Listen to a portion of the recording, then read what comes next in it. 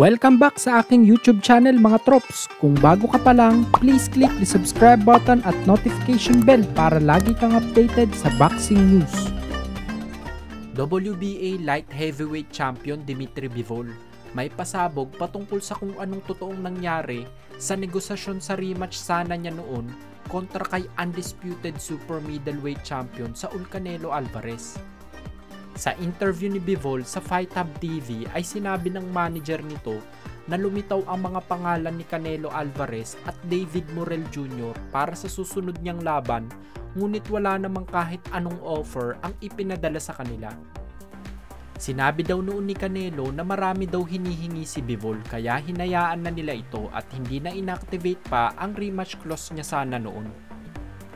Ngunit ang totoo daw, ayon sa kampo ni Bivol, ay ang kampo nila Canelo ang hindi nagbigay ng kahit na anong offer.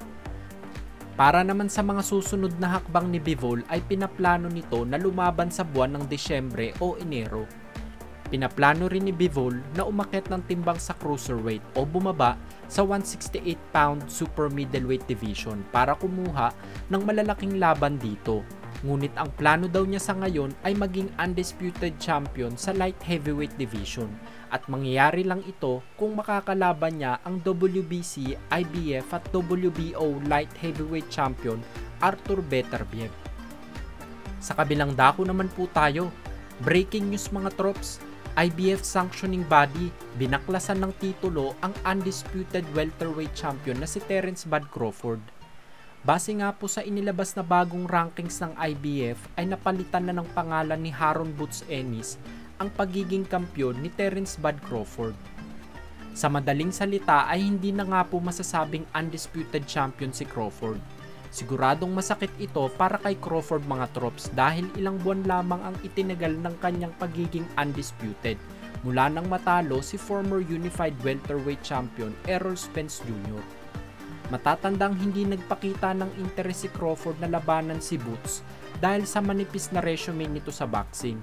Ngunit dahil sa ganitong kaganapan mga trops ay posibleng madagdagan na ang interes ni Crawford na labanan ang bagong kampiyon ngayon ng IBF na si Haron Boots Ennis. Masyadong nagpasarap si Crawford sa pagiging undisputed champ at masyadong tumaas ang self-importance nito. To the point na lantaran ang pagpapakita nito ng kawalan ng interes para labanan ang mga mandatory challengers sa welterweight division kagaya nila Keith Thurman at Ennis. Bukod pa riyan ay ang paghahamon nito para labanan naman ang current undisputed champion Saul Canelo Alvarez.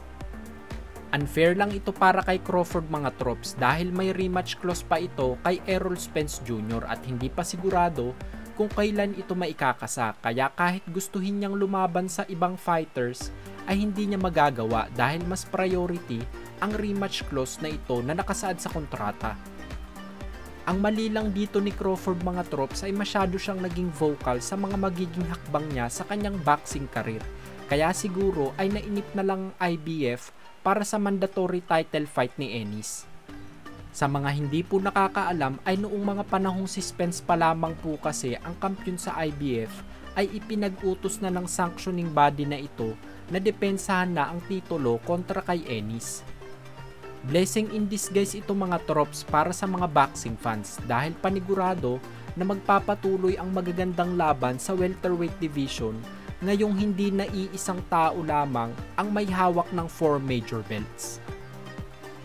Kung nagustuhan nyo ang balita na iyon mga trops, bigyan nyo naman ako ng isang suntok sa like button dyan. Yun lamang po at maraming salamat.